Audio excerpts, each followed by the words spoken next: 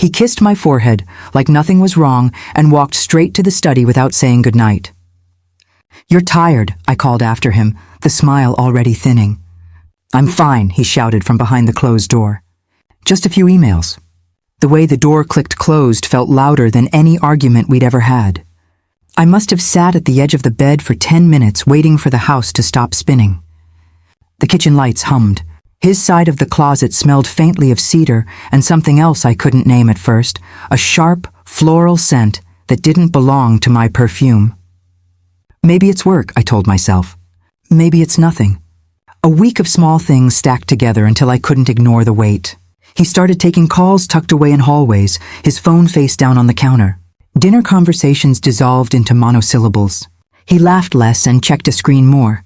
I watched him across the room and felt like I was seeing someone else wearing his face.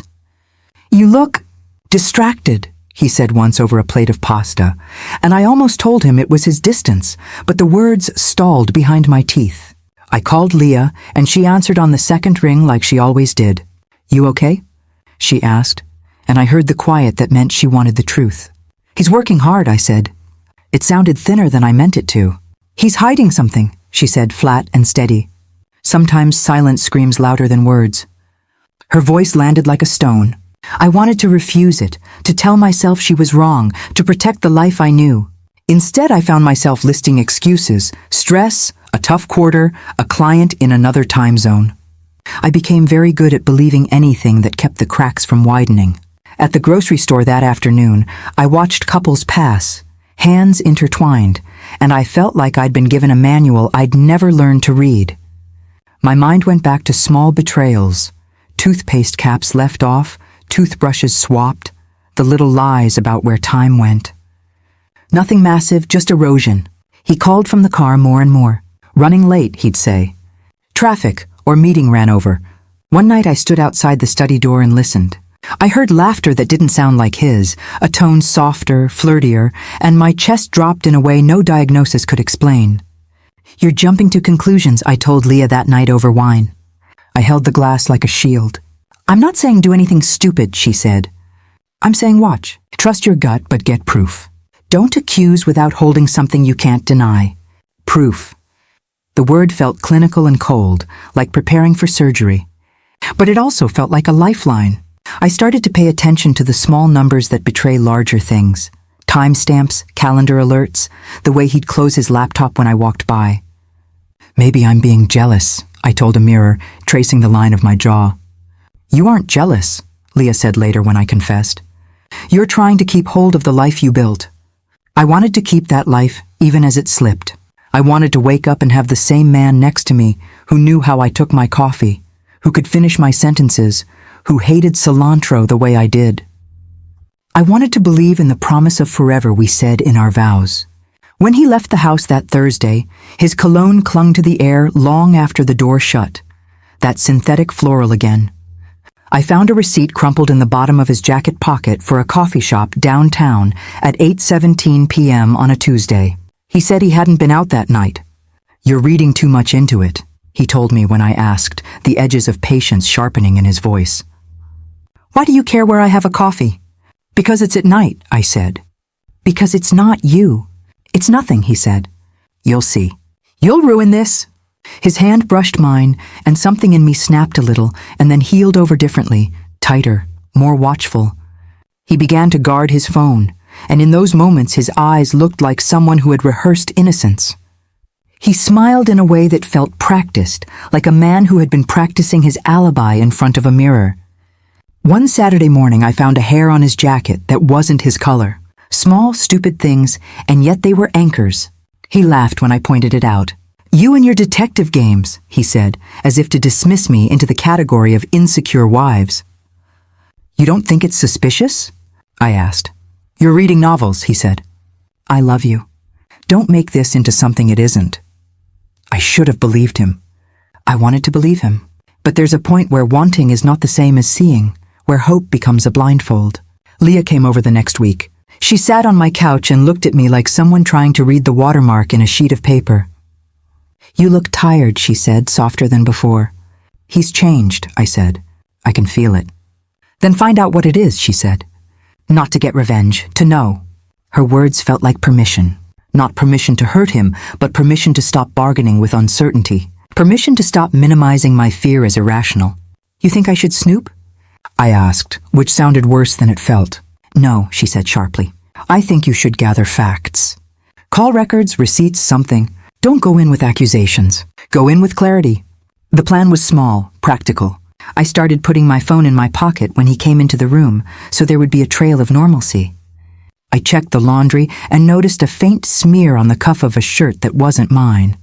A lipstick mark, a careless swipe where fabric met skin. I picked it up with 2 fingers and stared until the world narrowed to the dark red stain. I remember the exact way the fabric felt between my fingers, ordinary cotton, suddenly evidence. My heart hammered, but my hands were steady. I should have thrown the shirt in the wash, confronted him, called someone. Instead, I folded it neatly and put it back on the hanger. Why didn't you do anything? Leah asked later when I told her. Why didn't you confront him? Because I was afraid of hearing him say the thing that would make it real, I said. And because I wanted to be sure. I slept fitfully, each dream a small accusation. In the morning he kissed me as he always had, butter on his lips, coffee breath, hair messy from the pillow. He asked about my day and made me laugh with the way he mimicked my boss. For a moment I almost believed in the life we had rehearsed together. Then, when I was folding laundry, I slid my hand into the sleeve to smooth a wrinkle and found another trace, a faint perfume scent that didn't come from me. My chest tightened like a fist. Do you want to know the worst part? I told the camera of my memory, because telling you now feels safer than admitting it to him. I didn't want to be right. I wanted to plan my next step with strategy, to be calm and measured. I wanted evidence that could hold up in the light. But what I found that night, the lipstick on his shirt, was the kind of proof that lands like a blow. It made every excuse evaporate. I didn't confront him. I couldn't, not yet. I put the shirt back, closed the closet, and stood in the doorway pretending to decide what to wear for dinner. My reflection in the mirror watched me, eyes smaller somehow. I told myself I would wait, that I would collect facts, that I would not be rash. But waiting felt like a taut wire under my feet. And then my phone buzzed with a message from an unknown number and my hands went cold. You left your phone face down again. It's fine, I told you, just didn't want to be disturbed. I can't sleep when you lock yourself away. Seriously, babe, I'm tired. Can we not do this tonight? I heard the shrug through the thin bedroom door and the soft pad of footsteps toward the bathroom. My heart picked up like someone cued a metronome. I sat on the edge of the bed with my phone in my hand, the screen a small, honest light. He breathed in the bathroom. The house settled. Everything about him sounded ordinary until it didn't. The skin at the back of my neck prickled. Curiosity felt sudden and urgent, like I'd swallowed something I shouldn't have and needed to know if it was poison. You're doing this again, I said to the empty room, the words barely a breath. You said you wouldn't. I waited until his breathing changed to the slow, even rhythm of sleep. Then I moved like a person committing something she couldn't name, careful, small, precise. I took his phone from the nightstand. It was warm. The lock screen we'd chosen together stared back at me like a lie. My hands trembled when I typed his passcode. I kept telling myself I was not a thief. I was a wife trying to find one honest thing in a house full of half-truths. Why are you doing this? I asked, though I already knew the answer I wanted. I scrolled to messages, the list of conversations in neat gray bubbles. There was a name I didn't recognize, Amber, and a preview that made the air leave my lungs. Can't wait, baby. Don't be dramatic, I told myself. This could be a joke, a nickname, a mistake, I tapped. The thread opened. Train's done. Heading to the hotel, ready when you are.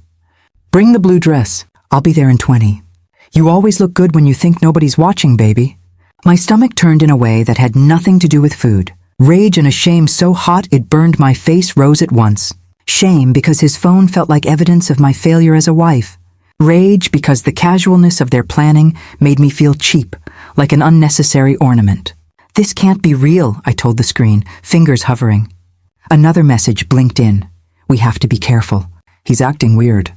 Noted. Tonight then. 10? Is this? I started to say aloud and then stopped, because even the sound of my voice felt small inside the house. I read every line twice, 3 times. The messages were private, domestic, ordinary in the way that hurts most. Mundane logistics about meetups, little pet names that felt like knives, familiarity that suggested repetition. There were confirmations. I'll text when I'm outside, park by the back entrance, and once, a photo attachment that loaded slow and then clear.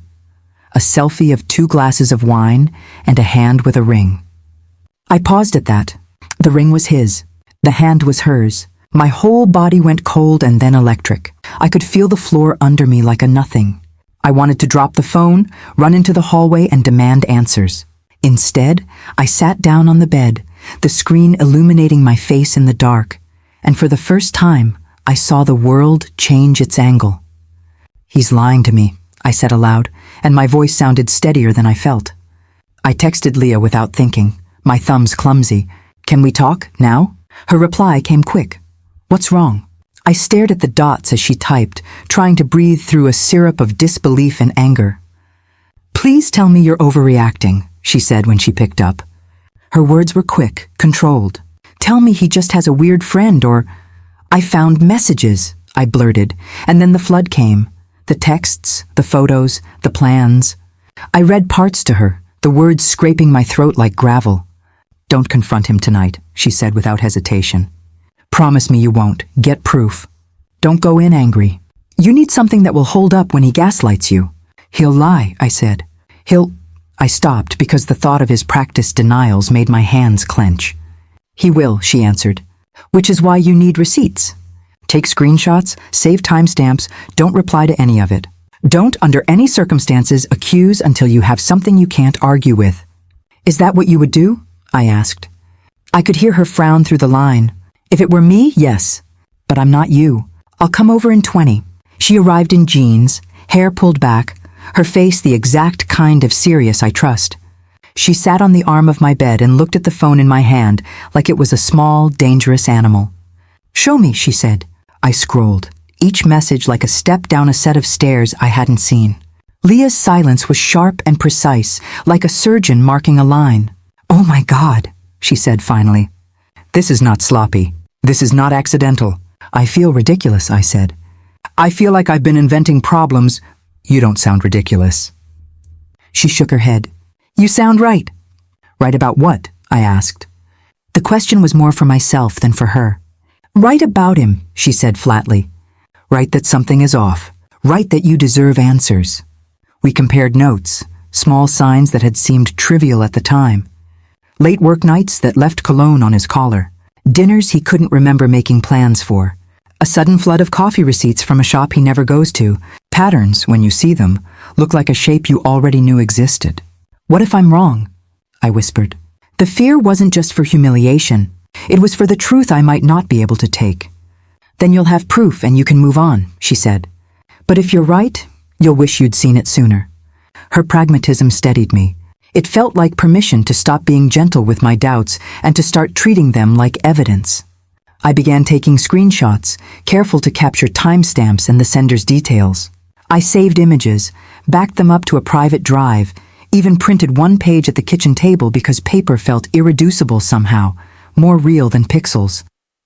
"You're acting like a detective," I said, hands shaking as I slid a printed page into an envelope. "You're acting like someone who won't be lied to," she said. "I don't want to be the person who breaks things," I said. "I just want to know what's true." "Knowing is the first step," she said. "After that, you decide how to use it." The house felt too small for all the truths I was collecting. I took a breath and realized I had crossed a line from suspicion to certainty.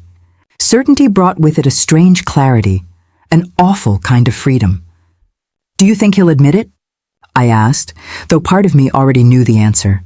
"No," Leah said quietly. "Not at first. That's why you need the receipts. And if he tries to gaslight you, you'll have something he can't make disappear." I closed the folder with the printed messages and tucked it into the back of my drawer, under old receipts and a wedding invitation we never sent. It felt obscene and necessary at the same time. "Promise me," Leah said, standing up. "Promise you'll be careful." "I promise," I said, and the word landed with a weight I hadn't expected. She hugged me, quick and firm, like tacking a bandage onto a bruise. "We'll figure this out," she whispered. As she left, I watched her walk down the path, then disappeared into the night. The house settled again. I picked up his phone, looked at the thread one more time. There was a new message I hadn't noticed before. Tomorrow? It back entrance.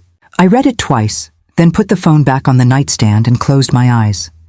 I wanted to scream, to call him, to throw the phone against the wall. Instead, I sat very still, listening to my breath and planning. The next move felt enormous. The city lights blurred through my windshield as I sat across the street from the cafe, hands gripping the steering wheel so tight my knuckles went white. I'd never done anything like this before. The idea of following my own husband made me feel sick, but curiosity had turned into something darker, something I couldn't silence anymore. He said he had a late client meeting, but the way he'd checked his reflection before leaving, the little spritz of cologne, the careful styling of his hair, it wasn't for work. I knew that kind of preparation. It was for someone he wanted to impress. When he walked into the cafe, my chest tightened. There she was, Amber. I recognized her from the photo on his phone, the one I'd told myself was just a gym buddy. She looked effortlessly confident, her blonde hair tied up, wearing that kind of smile that knows it's being watched. He reached across the table, brushed his fingers against hers, and laughed. That small touch felt like an explosion in my stomach. "You're unbelievable," I whispered to myself. "You really did it." I pulled out my phone, my hand trembling so much the first picture came out blurry. I steadied it, took another, then another. Each click of the camera felt like a small betrayal of who I used to be, trusting, naive, blind.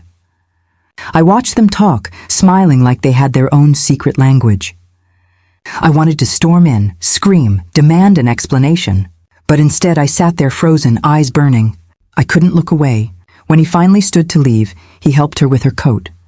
He looked gentle, the same way he used to be with me. And then, as they hugged goodbye, his hand lingered on her waist just long enough to kill something inside me.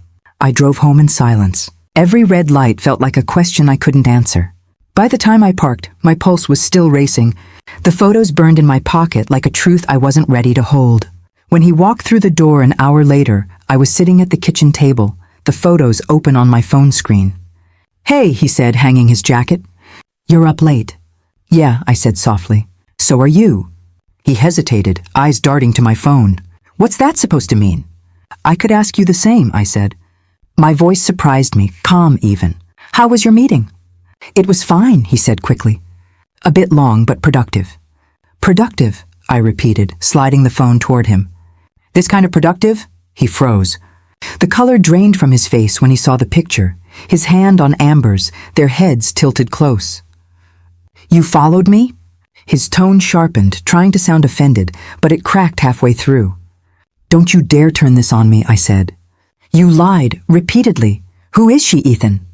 He rubbed his forehead, exhaling sharply. "She's just a friend, okay? We grab coffee sometimes after the gym." "A friend?" My voice trembled. "Friends don't call each other baby. Friends don't hold hands in cafes at night." "It's not what it looks like." "Then what is it?" He paused too long. That silence said everything. "You're imagining things," he finally muttered. "You've been paranoid lately. Maybe you should talk to someone about that." I actually laughed, bitter and hollow. "So that's your story? I'm crazy now." He shrugged, avoiding my eyes. "I can't help it if you don't trust me." "Trust you?" I snapped. "I trusted you when you said you were working late. I trusted you when you came home smelling like someone else's perfume. I trusted you right up until I saw you with her." He paced, rubbing the back of his neck. "I swear nothing happened. We were just talking. That's it." "Don't insult me," I said. "You were touching her. I saw the way you looked at her." He turned, finally meeting my eyes. "So what if I did? Maybe I just needed someone to actually listen to me." "You've been distant lately, cold?" My breath caught. "You're blaming me?" "I'm not blaming you," he said quickly, backpedaling. "I'm just saying. Things have been tense. I didn't plan any of this, okay? I just needed a break." A break. That word hit harder than I expected. I stared at him, searching for even a flicker of remorse, but all I saw was guilt trying to hide behind excuses. The man in front of me wasn't my husband anymore. He was a stranger wearing his face. "You're unbelievable," I whispered. "I begged you to be honest. You could have told me you were unhappy. You could have told me you needed space. but instead you chose lies." He sighed, slumping into the chair opposite me. "I didn't want to hurt you." "Well," I said quietly, "you failed." For a moment, neither of us spoke. The clock ticked, steady and cruel. I watched him, the man I once thought I'd grow old with, sitting there, spinning half-truths like he'd rehearsed them. Inside, everything felt heavy and hollow at the same time. I wanted to scream, to throw something, to demand the truth he'd never give, but all I managed was a single sentence. "I hope she's worth it." He didn't respond. Maybe he couldn't. Maybe he knew any words now would only make it worse. I stood, my legs shaking. "Don't touch me," I said when he reached for my hand. "Not tonight." He stayed at the table as I walked upstairs. The sound of my footsteps felt too loud in the quiet house. Lying in bed later, I stared at the ceiling, replaying everything, every laugh, every lie. I tried to remember when love had turned into this strange performance, when every gesture started to feel rehearsed.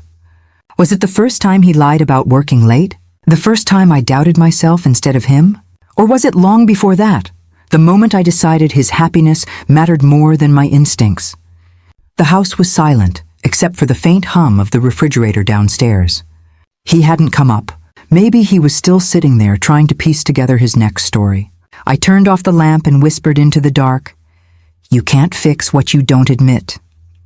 And as I lay there, the numbness began to spread, slow, suffocating, final. By morning I wasn't angry anymore, just empty. But somewhere beneath that emptiness, a quiet thought formed, small but certain. If he could play games with my heart, then I'd learn to play smarter. And that thought, that cold, steady one, is what kept me awake until dawn. "You look like you haven't slept in a week." "I haven't. Talk to me. I don't even know where to start." The cafe was half full, the hum of other people making our corner feel private. A mug steamed between us. Daniel sat with his hands wrapped around his cup, like he was grounding himself to the world. He always had that quiet steadiness firefighters seem to develop. "You're pale," Daniel said.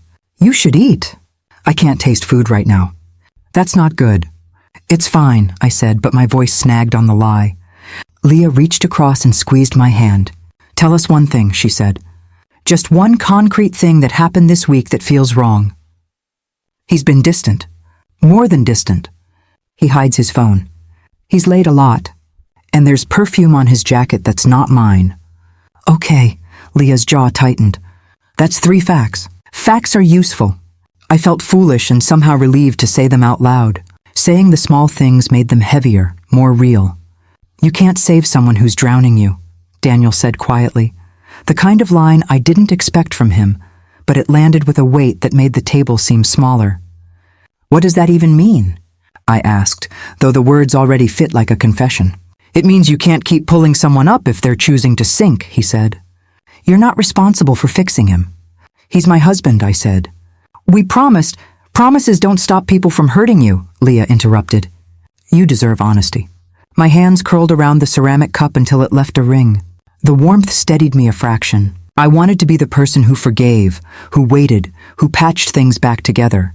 But something inside me kept tightening. "That perfume again?" Daniel asked. "Last night fresh. And you said nothing?" Leah's question wasn't a critique. It was a measurement. I didn't have proof. "You don't need proof to feel betrayed," Daniel said. "But proof gives you options." We talked strategy in quiet tones, like trading chess moves. Leah's voice was practical, measured. Daniel's was calm, almost clinical. I listened to them plan and felt both ashamed and grateful. They made me feel like I wasn't unraveling alone. "Get receipts," Leah said. "Screenshots, times. Don't confront until you know where you stand." "Don't accuse him in front of anyone," Daniel added. "People take sides. You want to avoid that." "Lawyer?" I asked. The word felt enormous. "Not yet," Leah said. "Not until you know what you're dealing with. Start small, gather, document." I nodded because their plan sounded sane. It sounded like survival. "Promise me one thing," Daniel said. "Promise you'll be safe." "I promise," I said, and the promise sat in my mouth like a foreign coin. We left the cafe under a sky that had the thin, exhausted light of late afternoon. I watched them walk away together, Leah protective, Daniel steady, and I felt slightly less like a person dissolving at the edges. At home, the house looked the same, but the rooms felt like actors waiting for a cue. I moved through the kitchen like a ghost, doing ordinary things with a shaky focus. I opened drawers, folded napkins, stacked plates. The mundanity was an anchor until it wasn't. "He's working late," I muttered, more to myself than anything else. The words had become a rhythm in my mouth. "You sure?" Leah had asked when I texted her. "Do you want me to come over?" "No," I typed back. "I'm okay." I wasn't okay. When he finally came home, the perfume hit the hallway before he did. Sweet, floral, impossible to ignore. I stopped in the doorway and listened to him move through the house. He hummed under his breath the way he always did when he was relaxed. He called out, "Hey," and I answered without looking up. "You all right?" He asked from the kitchen. "Fine." "You don't sound fine." I said I'm fine. "Work was ugly tonight. Sorry I'm late." "It's okay." My words felt empty. He walked past me and I caught the flash of something on his cuff. I didn't let him see me register it. He dropped his jacket and headed for the study like he always did when he wanted to hide. The old familiarity should have been comforting, but now it felt rehearsed. "You've been distant," he said, once I followed him into the kitchen, voice small, as if apologizing to a room. "I've noticed." My tone was the sharpest I could manage while staying composed. "I'll try harder," he offered. Don't tell me you'll try," I said. "Show me." He blinked, then smiled the way he used to when deflecting tension. "I will, I promise." "Promises mean nothing without honesty," I said. "I need truth." "I'm telling you the truth." He sounded sincere, too sincere. There was a moment when his eyes looked guilty, and then, reflexively, he looked practiced, like a man who had learned the right cadence for innocence. The shift was subtle, mechanical. I saw the muscle memory of excuses. "Who is she?" I asked suddenly, the question cutting clean through the room. "What?" He looked confused in that way actors do when they sell a lie. "The woman you meet," I said. "At night, with the perfume." "She's a co-worker," he said too quickly. "Just someone from the agency. You told me your only co-worker is Mark. He's new." He hesitated. "I don't want to fight." "This isn't about fighting," I replied. "This is about honesty." He swallowed, and in that instant, so small, it felt like the house tilted. "I wasn't planning to tell you something that would hurt," he said. "I thought I could handle— He stopped, rummaging for words. "You thought you could lie to me," I finished for him. The sentence tasted of finality. "No, He paused. The pause said more than his words could. I walked to the bathroom and shut the door, not because I needed privacy, but because I needed something to hold the shaking. The lock clicked. I leaned with my forehead against cool tile and the tears came, sudden and fierce. "I'm sorry," I whispered to nobody. The apology felt useless. My hands trembled until I wrapped them under cold water and breathed. The crying had no shape. It was just a release. I slid down the wall until I was sitting on the floor, the world of the house above me continuing in a different octave. The perfume drifted through the door like proof of mischief. I wanted to break. I wanted to be seen breaking. Instead, a thought, dangerous and precise, cut through the fog. If he's going to make me feel forgotten, I said to myself, maybe he should feel the smallest part of that forgetting. The idea wasn't violent at first. It was a sharp, stupid justice. I imagined something symbolic, a mirror cracked, a shoe hidden, something that would make him uncomfortable and exposed. As the idea crystallized, its edges got sharper. Not cruelty, I told myself. Accountability. I stayed on the bathroom floor longer than I needed, letting the plan settle into me like a seed. It felt like the first time I decided to stop pretending everything would smooth itself out. It felt like the end of bargaining. When I finally stood, I washed my face until the skin stung and looked at myself in the mirror. The woman staring back was unfamiliar, steady in a way I hadn't been for months. There was fear and anger there, but also a clarity I hadn't felt since before the marriage started unpacking. I opened the medicine cabinet and took one thing out, then another, laying small items on the counter as if rehearsing a scene. My hands were precise now. The plan felt inevitable and terrifying all at once. I sat on the edge of the tub with my phone, fingers hovering over the keyboard to text Leah. My thumb trembled. "What are you doing?" I asked the quiet room, as if I expected an answer. There was a moment where I almost changed my mind. I almost deleted the drafts of messages, almost told myself to breathe, to collect more, to be patient. But something in the way he had looked away, the way he'd practiced innocence, hardened into resolve. I typed one word to Leah, now. Then I hit send and leaned my head back against the cool tile, listening to my heart, waiting for what I knew would follow. I couldn't sleep that night. Every time I closed my eyes, I saw Ethan's face. That easy smile he used to get away with everything. The kind of smile that had once melted me, now it just made my blood boil. The clock read 2:13 a.m. when I finally sat up, the room dim and silent except for his shallow breathing beside me. He was asleep, peacefully, like a man with nothing to hide. My heart thudded hard against my ribs. "You don't even feel guilty, do you?" I whispered under my breath. He stirred slightly but didn't wake. I watched him roll over and pull the blanket tighter around himself. I felt like I was lying next to a stranger wearing my husband's skin. All the anger I'd buried for weeks came roaring back, colliding with exhaustion, until it turned into something sharp, something dangerous. By morning, the idea had already taken root. I wasn't sure when it formed, somewhere between heartbreak and hatred, but once it did, it wouldn't leave me. It started with a single stupid thought. What if he got caught? When Leah called that afternoon to check on me, I almost told her. Almost. But some things are too ugly to say out loud. "You sound distant," she said. "Are you okay?" "I'm fine." "You don't sound fine." "I'm just tired." "Then rest," she said softly. "Don't let him drain the last bit of you." I promised her I'd try, but I had no intention of resting. That night I stood in our bedroom staring at the bedside drawer, his drawer. The one I pretended not to notice anymore. I knew exactly what was inside. The thought of it made my stomach turn. He used it as if intimacy meant nothing, as if we were both part of some cruel joke he was playing. I opened the drawer. The bottle sat there, half full, plain black label, ordinary enough to hide all the deceit it represented. My hands trembled as I picked it up. "That's what she gets," I muttered.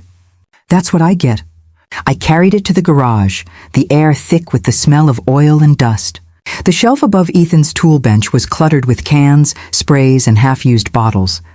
That's when I saw it, the small gray tube of industrial adhesive he'd used to fix a cracked picture frame months ago.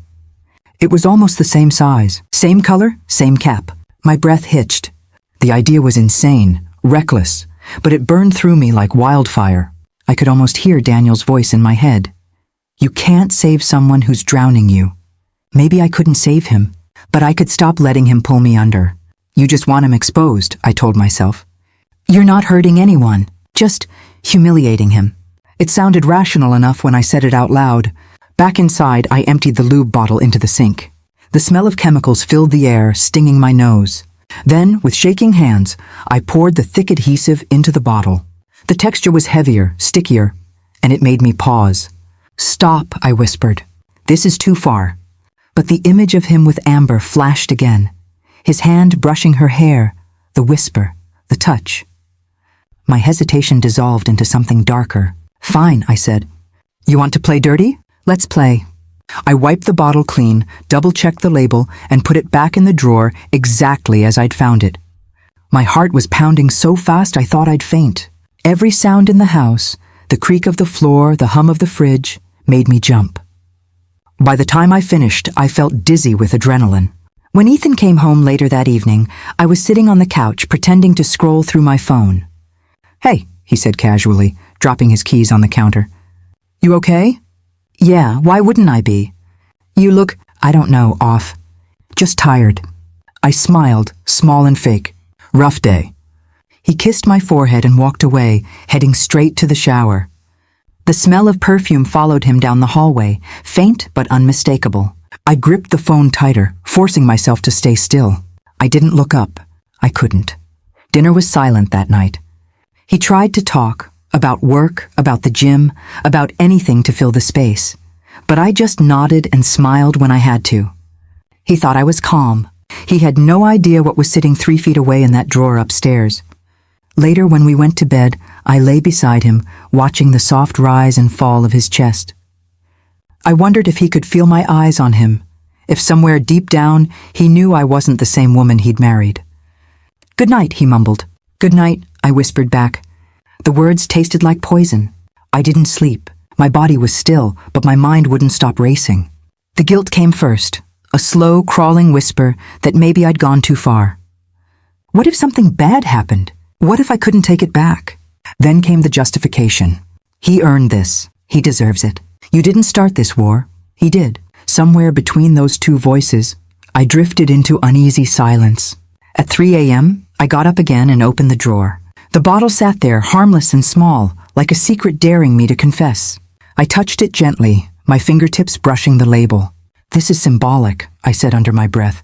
It's not about hurting him. It's about making him see what he's done. Just see it. I kept repeating that lie until I almost believed it. The next morning, I couldn't even look at him. He left for work humming under his breath. The same man, the same routine, as if nothing had happened. After he left, I stood in the doorway staring at the drawer again. My stomach twisted, but my heart felt steady for the first time in weeks. I'd done something irreversible and I knew it.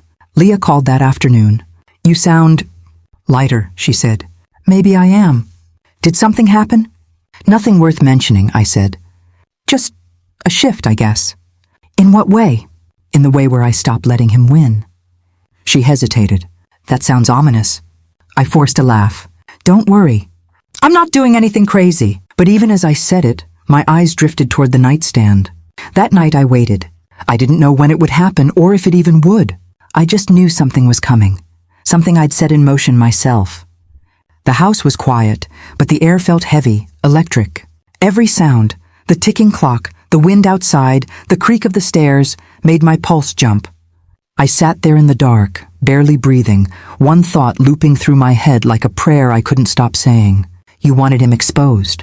You just wanted the truth? But deep down, I knew the truth already. And whatever happened next, there was no going back. I pretended to sleep and let the house do the rest. You heard that? A voice murmured low and excited, too close to my bedroom wall. Shh, another answered, breath warm through the thin plaster. Not here. Be quiet. My heart did something I hadn't felt in months. It sharpened. I lay perfectly still, counting the breaths under the duvet, letting whatever I was about to do feel like a witness instead of an actor. Are you sure this is safe? The second voice asked, high and nervous. It's fine, the first said, confident. We'll be careful. A laugh, tiny and conspiratorial, floated down the hall. You're overthinking. They moved, soft footsteps, the creak of a floorboard I knew too well. I heard the soft click of a door, the rustle of fabric. My stomach turned, but the heat underneath it felt like something else. Vindication braided with disbelief. You're being ridiculous, I whispered to myself. Walk away. I didn't move. I let them believe the house belonged to them for those minutes. I watched the ceiling with my eyes closed and thought about every marker of our life that had become a lie. Dinner plates, our toothbrushes, the stupid coffee mugs we bought in Seattle. I thought about the way he used to touch my arm when he wanted a lie to stick. You okay? I heard him ask from the guest room door, softer than I expected. Yeah, she breathed back. I'm okay. The tone, close, intimate, made bile rise. I waited until laughter turned to a whisper, and then a tiny sound of surprise, like a breath sucked sharp. Wait, ow! The man hissed. What the? There was a curse, muffled. Then silence, then a strained laugh. Are you serious? No! The woman cried. Oh my God, Ethan, this is... The world slipped. I sat up before I knew I had moved, feet hitting cold floor, and then I was running down the hall. What are you doing? The man snapped as I flung the guest room door open. They both turned. She was half turned away, eyes wide, cheeks streaked. He looked like someone caught mid-act and then asked to explain his life. You, I said, breath short, fingers still tight on the doorknob. You brought someone here. It's not... His voice scrambled for something solid. We weren't... I can explain... You can explain what? She sobbed. Ethan, I can't move my hand. Her voice sounded smaller than I expected. I stepped forward and saw it, the ridiculous, terrifying detail. Their hands pressed together, frozen as if in a photograph, the skin glued at the knuckles and along the palm. A tacky sheen caught the lamplight. Oh my God! I reached out without thinking, fingers trembling the whole time.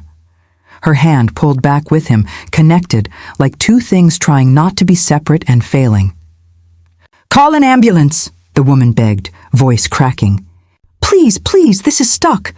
Don't move, I said, though my legs felt unsteady. Don't, my mouth closed. The absurdity of it made my throat burn. How had a petty, stupid idea become this scene? 911, what's your emergency? A calm voice answered on the other end when I dialed, my voice already too loud. There's 2 people, stuck together at my house, I said, then swallowed. They need help. They're glued. Ma'am, stay on the line. Are they conscious? She's crying. He's panicked. I don't know how this happened. I could feel heat in my face, a ridiculous flush of shame and triumph mixing into one. We have units en route. Can you tell me exactly where you are? Address, I gave it. Each syllable felt heavy, like signing something permanent. Please hurry.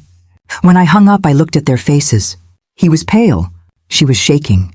For a moment, they both stared at the skin where 2 hands met, and then at me, at the wife pretending to sleep who had become the neighbor in evidence.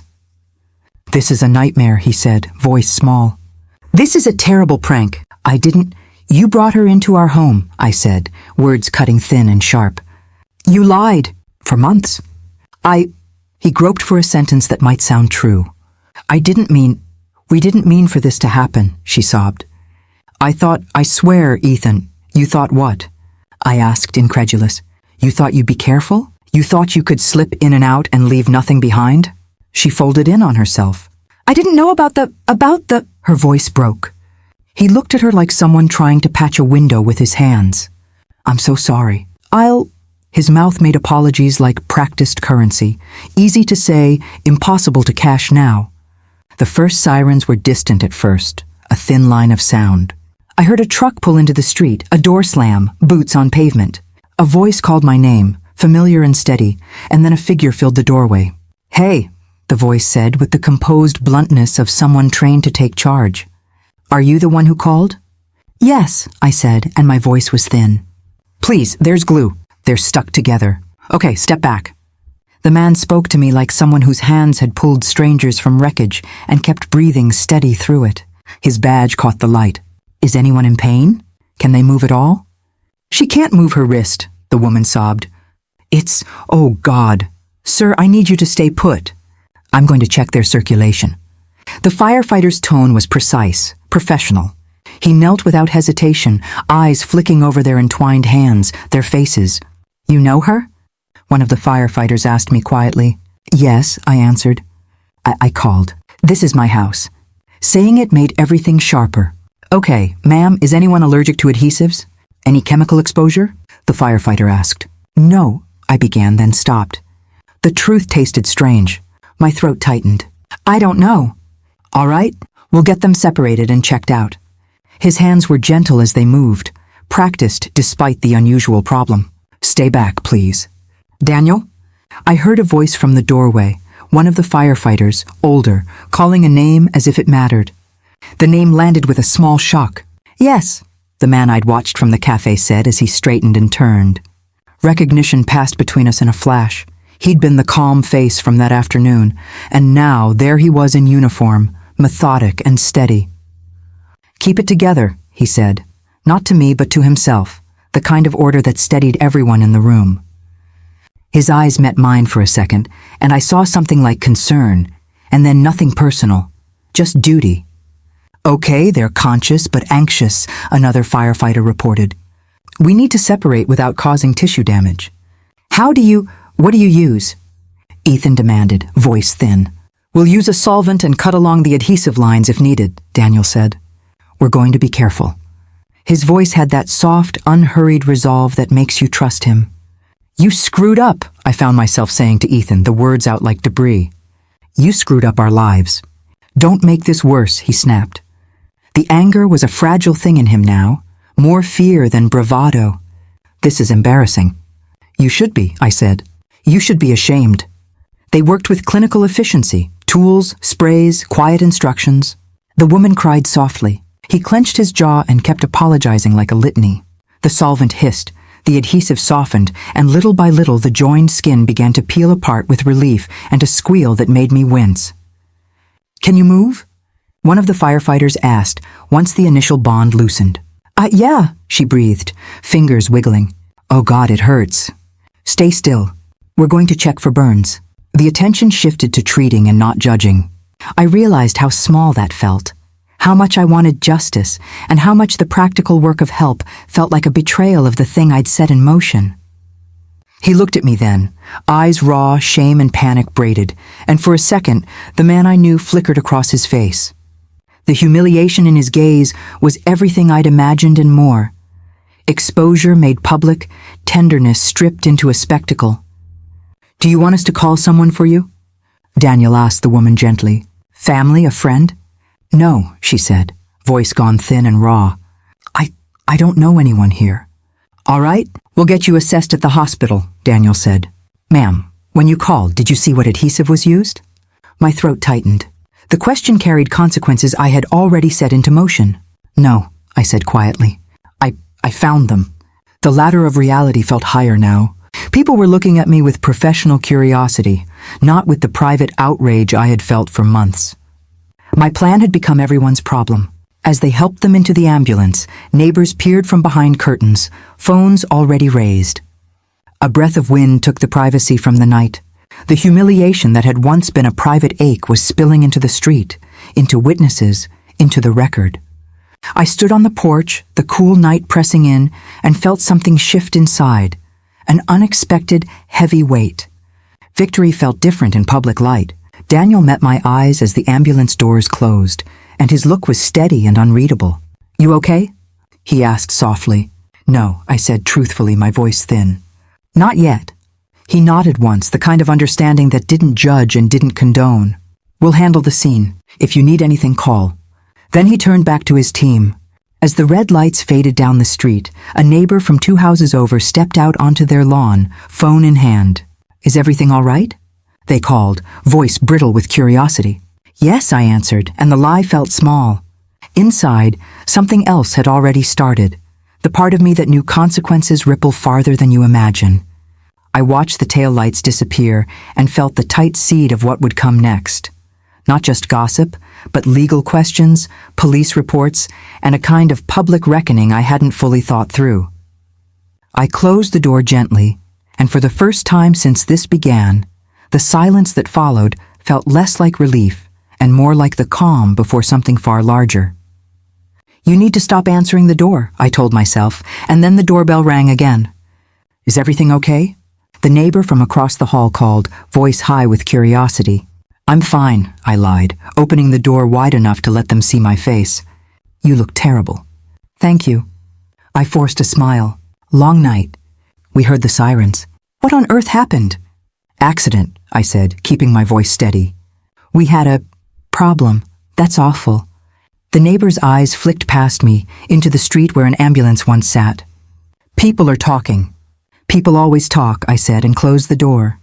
The house felt smaller after that. Curtains drawn, whispers carrying through thin walls, phones lighting up with questions I didn't want to answer. I moved through my kitchen like someone who'd forgotten how to belong there. Someone already posted about it, Leah said when she arrived, sitting down with a paper cup of coffee and a face that tried not to show too much. Already? I asked. My chest tightened. It's all over the neighborhood chat. Someone filmed the ambulance. Great. I let the sarcasm be a shield. Perfect. You look like you want to throw up. She watched me closely. Do you? Sometimes. I set my jaw. Sometimes I try not to think about what I did. A text buzzed. I glanced at the screen. Ethan, please. Can we talk? He wants to talk? Leah read over my shoulder. Does he? He wants me to lie. I said it like bile. He called me 3 times at 2 a.m, begged me to tell the firefighters it was an accident, to say we'd bought something from the garage and it spilled. And you? Leah's voice was low. I said no. The word was small and fierce. I didn't want to cover for him. He's begging you to lie? Daniel said when he came in, uniform still on, hair damp from the call. He sat heavily and folded his hands like someone anchoring himself. That's bold. He's more terrified than shameless, I said. He thinks if he can get the story straight, he can keep his life. Did he say anything else? Daniel's tone was professional, guarded. He asked me to protect him. I laughed once, a broken sound. He wanted me to keep his secret. You didn't, Leah said. Good. I couldn't. My voice slipped. Not after what I felt seeing them. The police came the next afternoon to take a statement. Their faces were neutral, efficient, the kind you see when something is strange, but not criminal yet. Did you see how the adhesive got there? The officer asked. No, I said. I found them. Were there any threats prior? Domestic incidents? No, my throat felt raw. The statement felt like a report, a cold thing typed into a system. So it's recorded as an accidental exposure at the address? The officer summarized. Yes, I kept my face blank. The words didn't fit the scene in my head. Then came the calls I'd feared, from Amber's phone, from an unknown lawyer, and finally from Ethan himself. You have to say something, he pleaded on the phone. Please, I can't, my job. Are you kidding me? I snapped, the heat of months boiling back up. You brought her into our house. I know. I panicked. His voice cracked. Please, don't what? Lie for you? Pretend you didn't betray me? Ethan, you left her here, glued to you. I'm sorry. He sounded small. I'll fix it. I'll tell them it was an accident. Fix it by lying, I said. Is that supposed to be a plan? I don't want to lose my job. You should have thought of that before you chose to cheat. A voicemail beeped in. Amber. Her voice was furious, thin, professional. If anyone suggests I sue, I will. This was reckless. You invited me into your home. Then a click. The tenor of her tone was different. Less victim, more strategy. They're positioning, Daniel said, reading between the lines. She's worried about liability. Liability, I repeated. The word felt like currency I'd spent without knowing the price.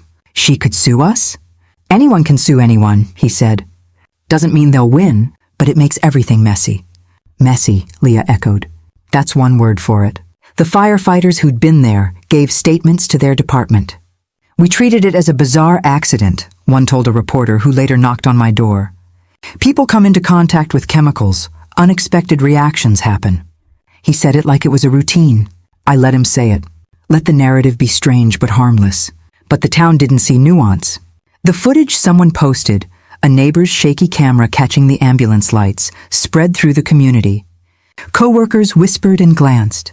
A woman at my office said, I saw it on my feed. Is that your house? I smiled and kept my mouth shut. You did what you thought you had to do, Leah told me quietly when I finally let myself break down in her kitchen, hands around a mug that cut my palms. But you're hearing how other people will read it now. They'll call me cruel, I said. They'll call me petty. They'll call you a lot of things, she said. But remember why you started this. I know why. I tried to believe it. The thought of him with Amber still burned like glass. Guilt, though, crept in between the edges of satisfaction. It was smaller than the rage, but heavier. Watching the news vans circle the block, seeing the look on Ethan's face when he begged me. Those things sat next to the memory of the glue and the fear in Amber's voice. Justice had a shape now, but it wasn't clean. Leah, I said one night, voice barely above a whisper. Do you think I went too far? She paused. You wanted him to feel what you felt, she said finally. You wanted truth. But there's a difference between exposing someone and setting a trap that hurts other people too. Amber was there by choice. I felt the defense rise. She knew what she was doing. She's also a person, Leah said. And people make mistakes. Her eyes searched mine. You wanted justice, not destruction. That sentence landed with the weight of a verdict. Then the calls started coming from work. We've received reports, HR said flatly. Can you come in Monday? My hands trembled as I wrote the appointment in my planner. I felt like I'd been moved from one phase of danger to another. Private chaos to public scrutiny. You have a lawyer? Daniel asked, not judging, just practical. No. The word felt small and exposed. I don't want this to get uglier. Sometimes you need someone between you and those kinds of calls, Leah said. Someone who knows the language. Not yet, I said, but my voice was thin. A neighbor's child returned a ball to my porch, eyes wide. Is that the lady from the news? She asked. I knelt to hand the ball back and met the child's curious stare. I wanted to tell her a story about loyalty and about being lied to, but instead I taught myself a smaller truth. Actions echo. My phone lit up with an unknown number. I let it ring twice and then answered. Ms.? A clipped voice said. This is calling on behalf of a client. We believe you were involved in an incident. We intend to explore legal action. Who is your client? My mouth felt drier than the air that night. I'm unable to disclose without establishing identity, the voice said. But you should have counsel. I closed my eyes. The call felt like a judge's gavel I hadn't consented to. I will be speaking to counsel, I said, because it sounded composed, even though my insides felt like weather. When I hung up, Leah watched me, her hand on mine. You wanted the truth, she said softly. Now the truth is a public thing. Be careful what you wish for. Outside, a car passed slowly, headlights scanning the house like an appraisal. Inside, I felt the edges of everything I'd set in motion, shame, vindication, the hollow ache of consequences. My phone buzzed again, Ethan trying once more, pleading, or perhaps demanding. I let it go to voicemail. I walked to the window and stared into the street, where people moved like spectators on another stage. The idea of coming next to courtrooms and lawyers felt real now. A message popped up on the screen. Unknown caller, legal inquiry. I stared at it, breath shallow, and then pressed accept. The line clicked. The voice on the other end said, "We need to talk about liability." I didn't know if I was ready to hear the next part. "You're not coming back tonight?" "No, I need space." "Space? After everything?" "Yes, I can't. I can't stay here." My voice shook more than I wanted. The living room felt too public for the private collapse inside me. He stood by the doorway, suitcase in hand, a pleading I'd heard before but never trusted.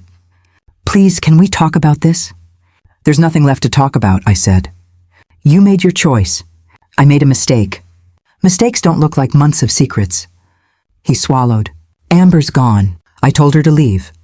"You told her to leave only after she was trapped in our house, Ethan." "I know. I messed up." "You know how that sounds, messed up? That's not the word." He looked smaller than I remembered. For a second, I saw the man I married, and then the image slipped away like a salt smear on glass. "I'm sorry," he said again softer. "I'll lose the job, won't I?" "You should have thought about that before you risked everything," I answered. The sentence felt final, even as it left my mouth. When he closed the door behind him, the quiet that followed was not peaceful. It was dense, like a blanket I couldn't move under. I called my lawyer that afternoon. "Are you sure you want to file?" "Yes." The word landed like a decision I'd been carrying under my ribs for weeks. "You understand the timeline?" "I do." "Okay, I'll file the petition tomorrow. We'll request temporary orders for the house and support." "Thank you," I said, and the relief was practical, small, paperwork as armor. At the firm, his voice was measured, efficient, someone used to turning chaos into steps. "You're doing the right thing," he said. "Keep records. Keep everything you've documented." "I will." The list of screenshots, printed receipts, and notes felt like scaffolding around an unsteady structure. Back home, neighbors' whispers were a low hum. Someone had already told someone else about the night. I wasn't surprised. Public humiliation had a way of multiplying. "Do you regret it?" Leah asked when she came over, setting a mug on the counter like a peace offering. "Sometimes." I traced the rim with my thumb. "Not for what I exposed. For how messy it looks now." "Messy but true," she said. "Truth isn't tidy." "It doesn't feel like truth," I admitted. "It feels expensive." "You did what you thought you had to do," Daniel said, leaning against the doorway, uniform still on from his shift. He looked tired in a different way than I was. "Now you're cleaning up." "How do you clean up other people's choices?" I asked. "You don't," he said simply. "You make space for yourself." A week later, the firm filed the petition. The court date was set. I walked into the hearing feeling steadier than I expected, and more exposed than I wanted. The judge's questions were clinical. "Is there evidence of infidelity?" "Yes, Your Honor."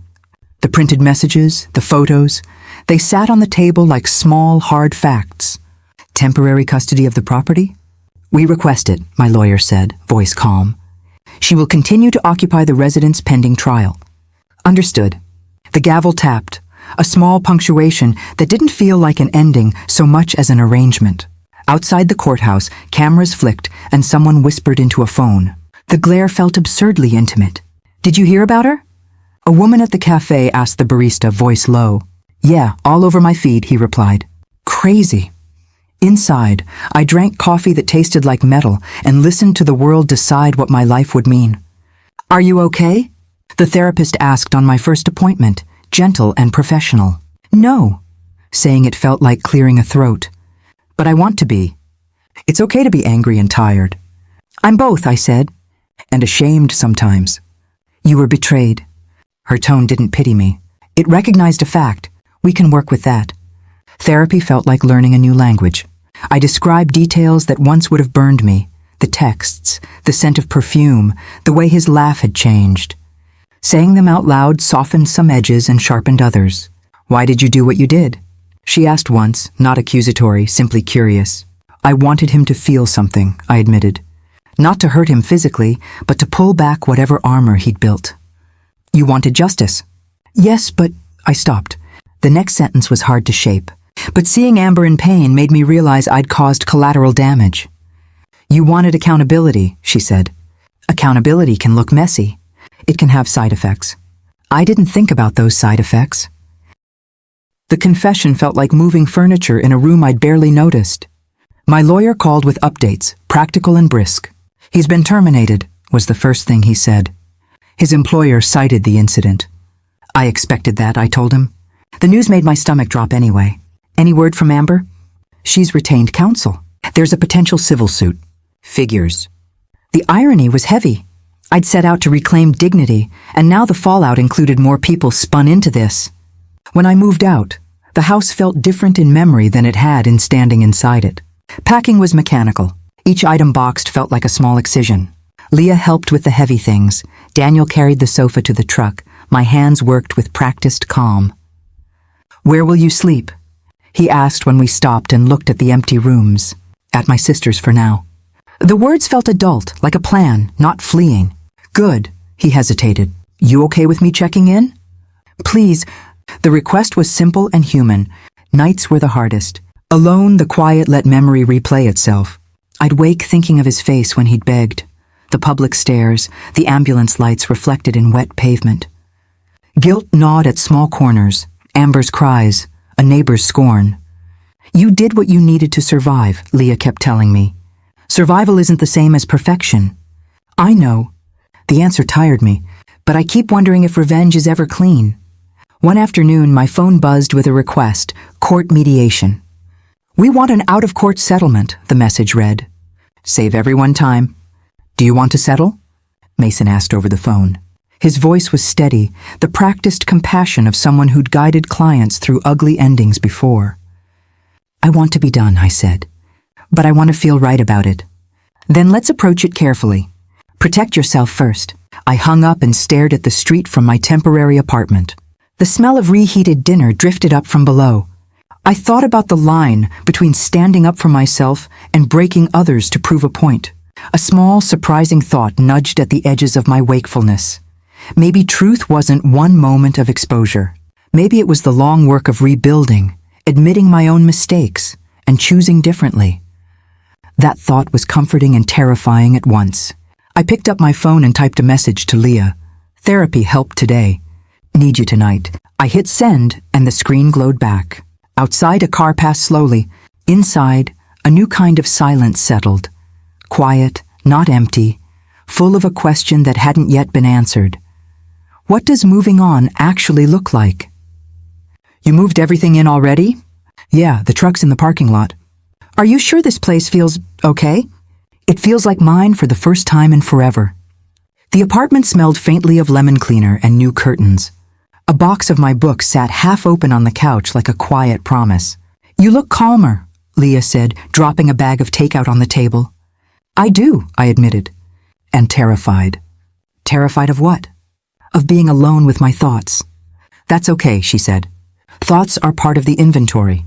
We unpack them together. Daniel waited by the door with a small houseplant in his hands, his uniform still smelling faintly of smoke and soap. He handed me the pot like it was something precious. Thought you'd want something green, he said. To keep the place breathing. Thank you, I said, voice small. It's perfect. You don't have to pretend with us, Leah added quick, always the one to call out performances. I'm not pretending, I said, but my laugh came out thin. Just trying. That first week was a series of tiny rituals. I made coffee on a stovetop that wasn't his. arranged pillows that didn't have his imprint, and slept without worrying whether he'd come home smelling like someone else. It felt strange and light and somehow real. "You working tomorrow?" Daniel asked one evening as we ate Chinese on paper plates. "Yes," I said. "Back to normal." "Good, keep busy. It helps." "Sometimes busy just means busy distracting," I said. "Not healing." "Then schedule healing," Leah said, raising her chopsticks. "Call Dr. Morales. Stop bargaining with the idea that grief will sort itself out." I did call. Her voice on the phone was slow and kind, as if she was arranging a safe room. "I don't want platitudes," I told her on our first session. "You won't get them from me," she replied. "We'll work with what's true. Pain, anger, guilt, those are all tools if you learn how to use them." "Why do you think I sabotaged him?" I asked in a later session, the words tasting like confession. "Because revenge feels like control," she said. "And control feels like a balm when betrayal makes you feel powerless. So I was repairing myself by breaking him?" The question landed heavy.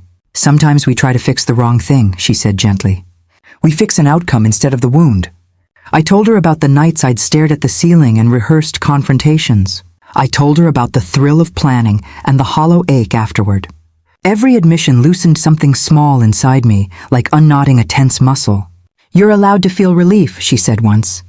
"Relief doesn't mean you're cruel. It means you're human." That thought terrifies me. Good, let it. It means you care about what you did and who you want to be. At work, emails became islands of normalcy and tiny sources of confidence. "Can you take the Henderson brief?" my supervisor asked. "I need someone I can trust." "You trust me?" I asked, surprised. "Yes." The single word sounded like a footstep back onto solid ground. My days filled with things I'd stopped noticing. The exact angle of sunlight on my desk, the satisfying click of a stapler, an unexpected laugh with a coworker over a shared joke. Those details weren't grand, but they felt like stitches. "You look happier," my sister said the first time she visited the new place, sorting through a box of my photos. "There's color in your face."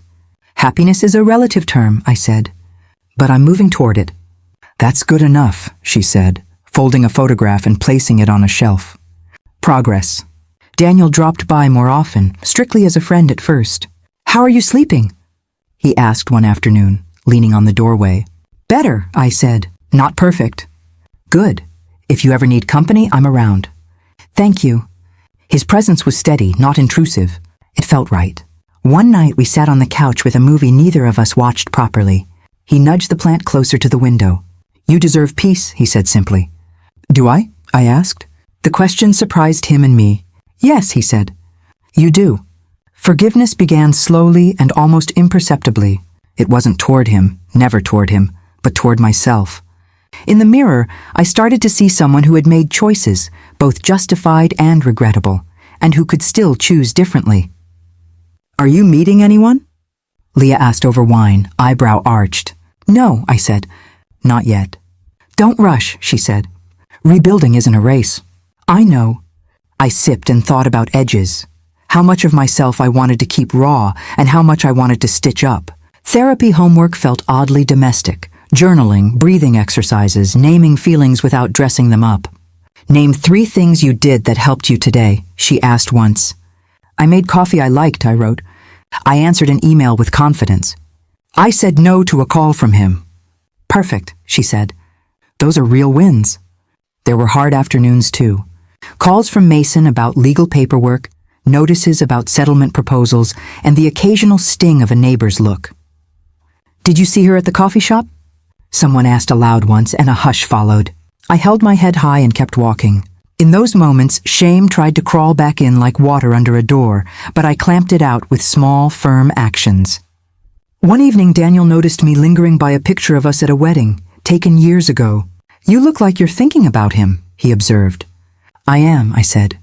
Sometimes I still wonder when the shift happened, when we became strangers in the same house. "Maybe it's less a moment and more like erosion," he said quietly. "Little things, worn away until there's nothing left." "That sounds like an excuse for cowardice," I said. "Maybe," he admitted. "Or maybe it's human." We laughed, soft and easy. The laugh surprised me, warm and honest, not the brittle noise I'd made with others. One night, after a long session, I sat at the window watching the city lights. Dr. Morales had asked me to write a letter to myself, one of the exercises she insisted on. I unfolded the paper and read, "You survived what you thought would break you. Be patient with the rebuilding. Be fierce about your boundaries. Be gentle with your heart." Tears blurred the ink in a small, clean way. It was the kind of forgiveness that didn't erase wrongdoing, but translated it into something I could carry. Daniel texted, "Want to grab coffee tomorrow?" I typed yes and paused. The pause felt deliberate, almost ceremonial. Then I hit send. The next morning, he stood on my stoop with 2 coffees, the plant perched on the sill behind him. "I brought decaf," he said with a small smile. "Figured you might want to sleep?" "You remembered," I said. The gratitude in my voice was quiet but real. "I remember the details," he said. "That's what matters." We walked together, talking about small things, books, a restaurant we both liked, a ridiculous TV show. The conversation never forced anything. It simply filled space, gently, with honest words. As we paused at a crosswalk, he reached for my hand. Nothing dramatic, just a warm, steady touch.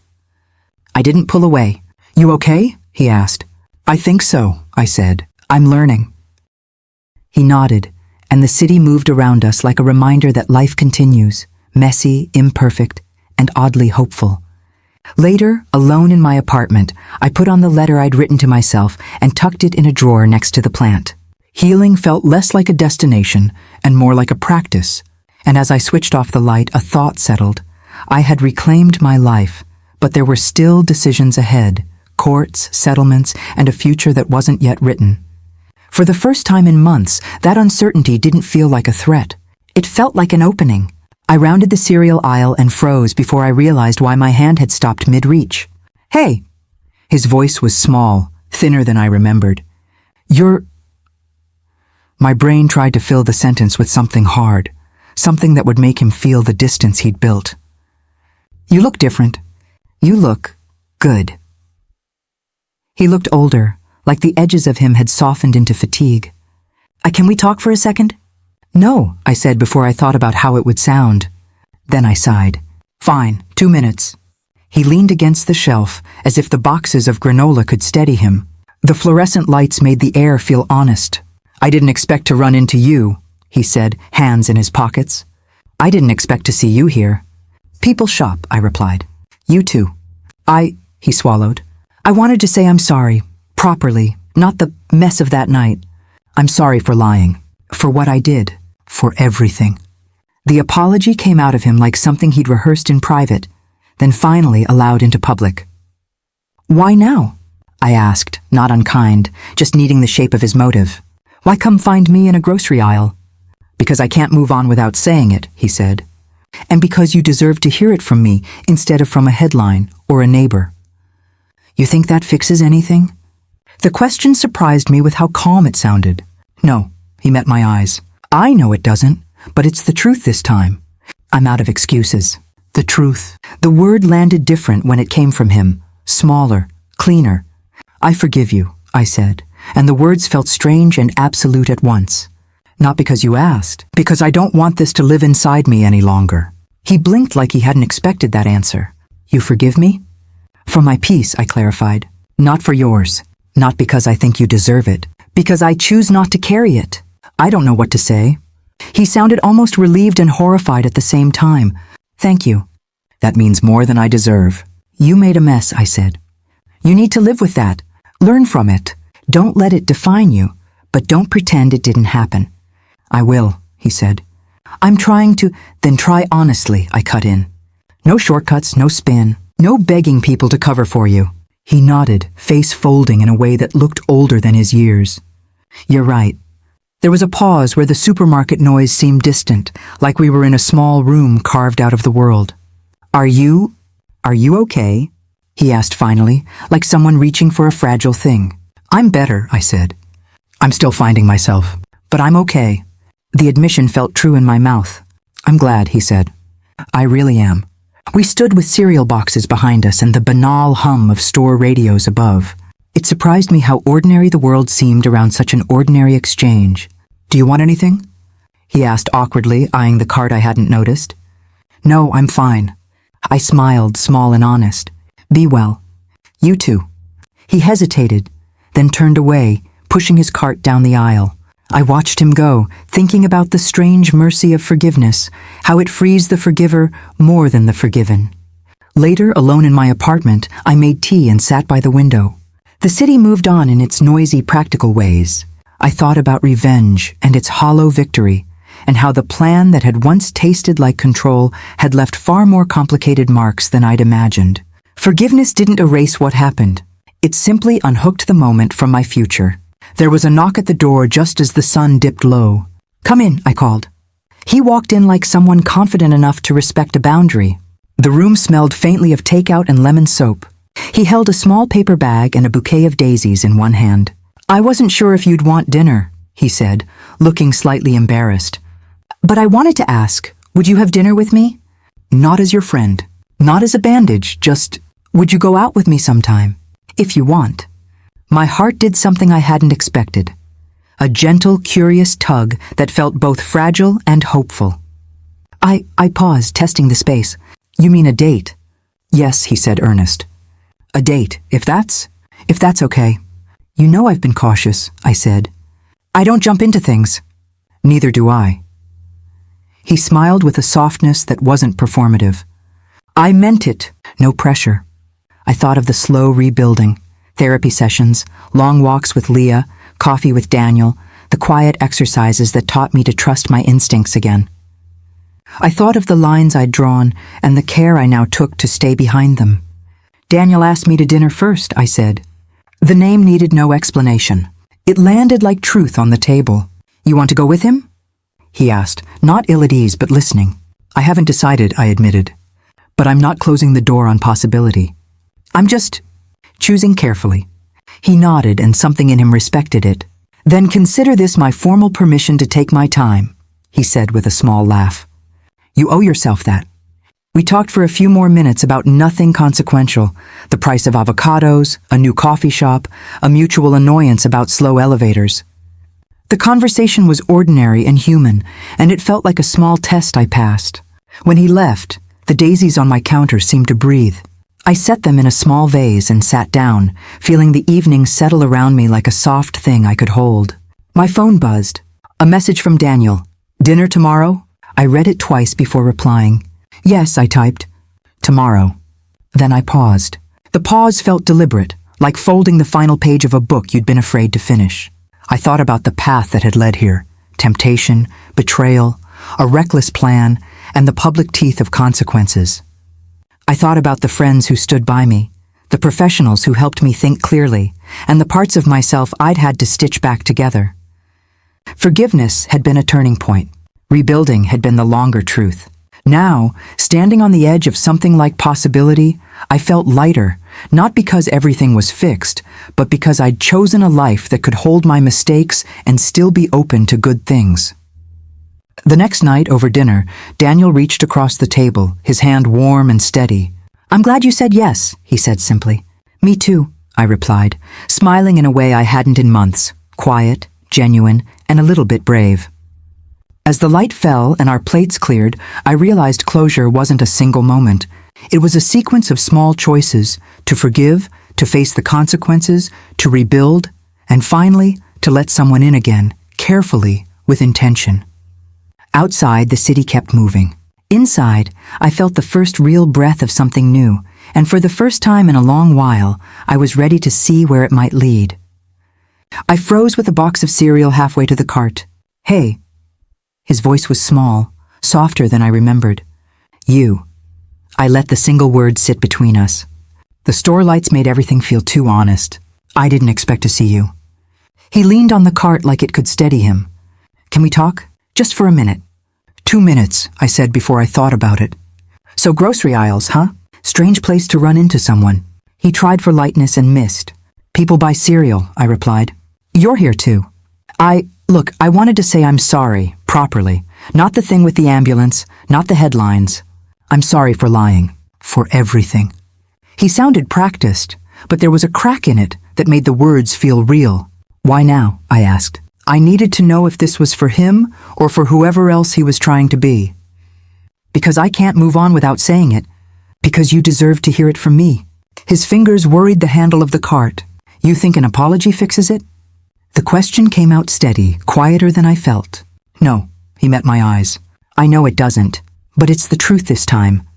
The word truth sat between us like daylight. I forgive you, I said, and the sentence surprised me with how absolute it felt. Not because you deserve it, but because I don't want this to live in me. You forgive me? Relief mixed with disbelief on his face. For my peace, I said. Not yours. Don't mistake kindness for permission. He swallowed. I don't know what to say. Don't say anything. Just live honestly. The line felt final in the best way. Will you be okay? He asked, as if my answer could be measured on a scale. I will be, I said. I'm working on it. We stood for a beat surrounded by supermarket normalcy, people reaching for milk, a child tugging a parent's sleeve, and I felt something inside unclench.